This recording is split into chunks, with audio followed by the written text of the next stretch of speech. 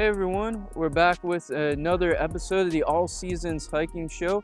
We're back here at Powdermill again. We're gonna do a different trail than we did the last time, but it's a beautiful day here in September. We just got some rain, which is good. We really needed some rain, and so we're excited to see what's out here.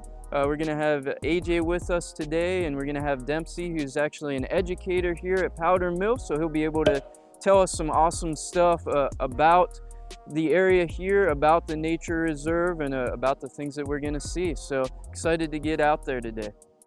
Welcome and good morning. We're about to hit the Sugar Camp Trail here. It was started in 2005 and actually led through by the Student Conservation Association, where we had over 3 dozen students constructing a little over a mile, about 1.2 miles, that loop around an old strip mine. So we're going to see some bumps in the road here. We're going to see some changes in elevation.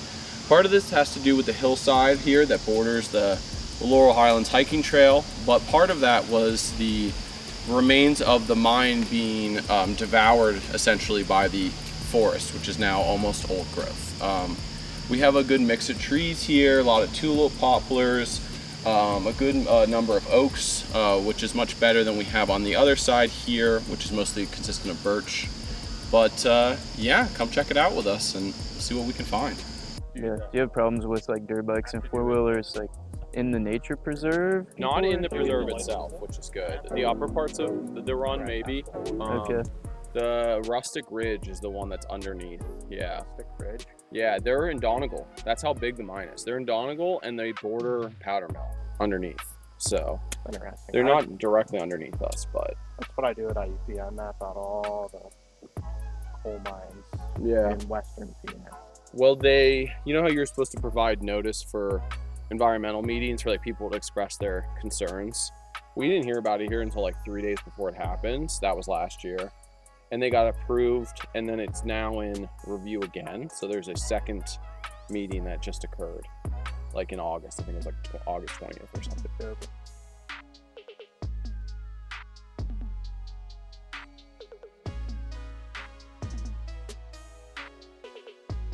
So we're just a couple hundred feet in, and we've hit the split in the trail where you can go right or left, and the Sugar Camp Trail is a loop, so either way we're going to end up back here. You can also see that you can hit the Porcupine Ridge Trail, which is a longer trail, like a 3-mile trail with a massive elevation change, but goes up to a pretty cool overlook. We're not going to hit that trail today. Maybe another hike we'll hit that one maybe here in the fall when the leaves start to change and it gets beautiful out. But for today we're just going to hit this Sugar Camp Trail loop, and this is where it starts.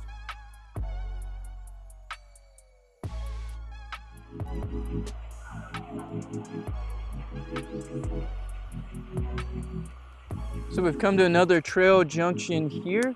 This is where our loop, the Sugar Camp Trail, cuts off, and the Porcupine Ridge Trail cuts up the ridge the other way. We're going to stay on the Sugar Camp Trail today, but again, you can go up this Porcupine Ridge Trail, and it's about a 3-mile trail, a big elevation change, but an awesome overlook at the top. Again, we'll maybe do that one another day, but we're going to stay on the Sugar Camp loop here. Look what we got here, though. Got some fungi. I promise I'm not going to go like every 10 steps. Stop to film something, I promise. But Seems like it's been a little wetter down here than in Johnstown.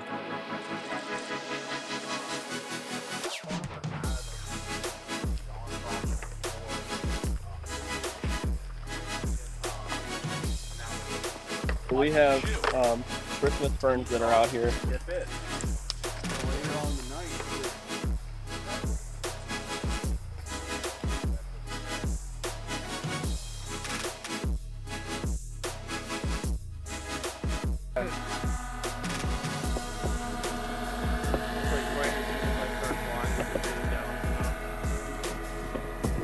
I can fly in here, right up here. Yeah, right past this. That's a cool poplar. You're good though.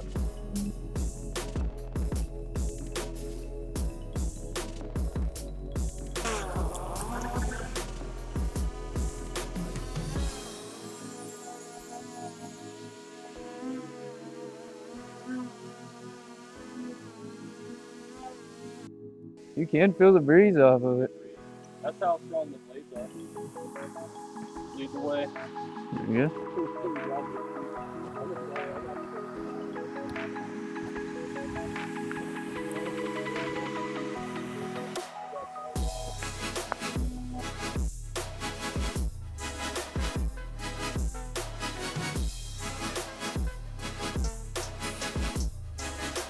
So how long has it been since it was mined here? This was, the mining was abandoned a little less than a century ago.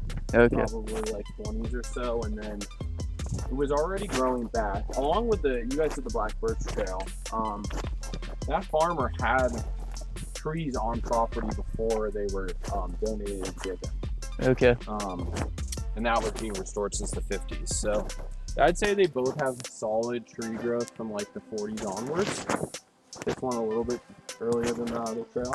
But a big thing was the Skates gave up 1,100 acres up here. So like over half the preserve was given by like one very wealthy family. Did they try and farm this area at all, or? They said that like when you go into you guys go into the center after your walk, there is a map that shows you 50s through today. Okay. They have a satellite map, and it's like, We got a tree down. what do you call it? Computer generated images Okay. based on actual maps they've input into the data. Oh, that's cool. You guys have a lot of knotweed around IUP? Japanese knotweed? In Johnstown. I don't think as much. I think the barberry is. Yeah, the Yeah. barberry is their dominant invasive.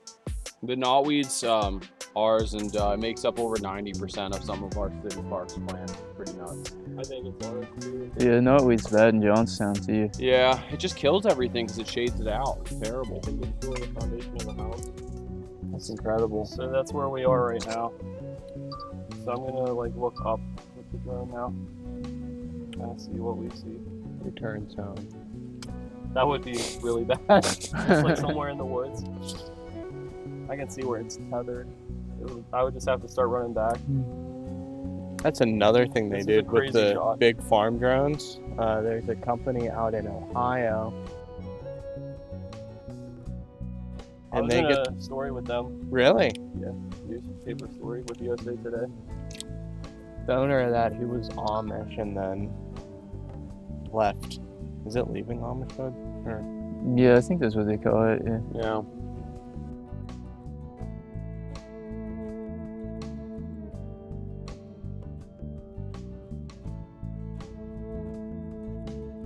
Oh, it's lovely because you have the very beginning of fall, right there.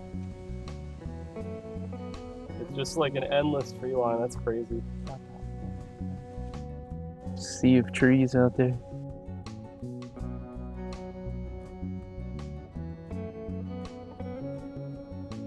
It's funny. It's a silver lining with those lantern flies is that they also are from the same area of Yeah, they Asia. go to the tree of heaven. Yeah, and they will kill it sometimes. So they will actually take it out, which is an invasive taking out another invasive. That's Stallstown, like that 7-Eleven. You're looking at that parallel road. That's something. Yeah, you're already looking at Stallstown a couple miles away. Just 100 feet up. That's pretty awesome.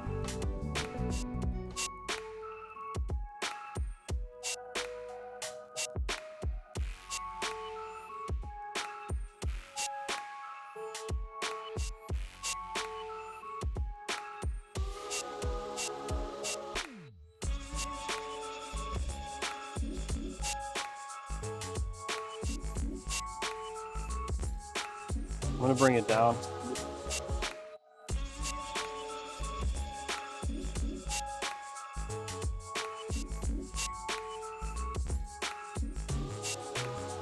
Took 2 minutes to get back. Yeah, around. I've still got battery. Like that's crazy. There's a little walk around the park.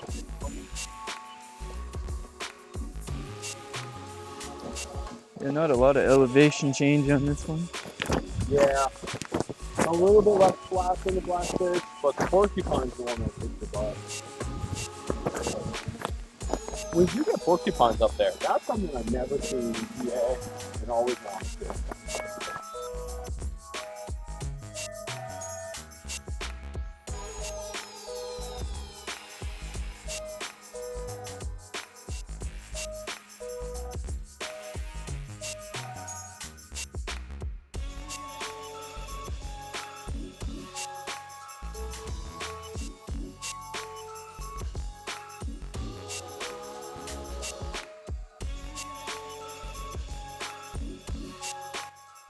So we had a nice hike today, beautiful weather outside, a nice little trail, about a mile loop, pretty easy, a little bit of elevation change, but nothing serious.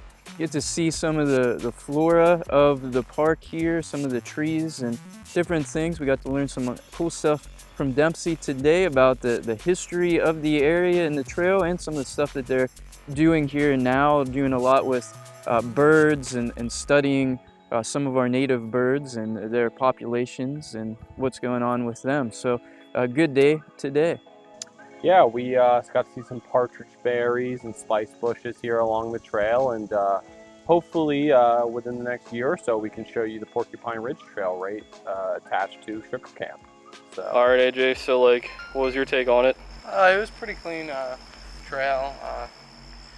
I mean, there was a couple down trees on it. It was first time here. I enjoyed it. About it. Don't forget to like and subscribe. There goes 2 green frogs. I hope 3, 4. I hope I caught that on tape. 5.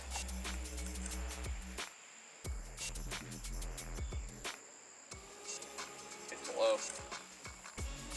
That's a surprisingly deep pond if you would like. I'm not telling any. Oh, there we go. Dang, I could have got him on a picture. What is it, like 4 or 5 feet? Oh, there's one back.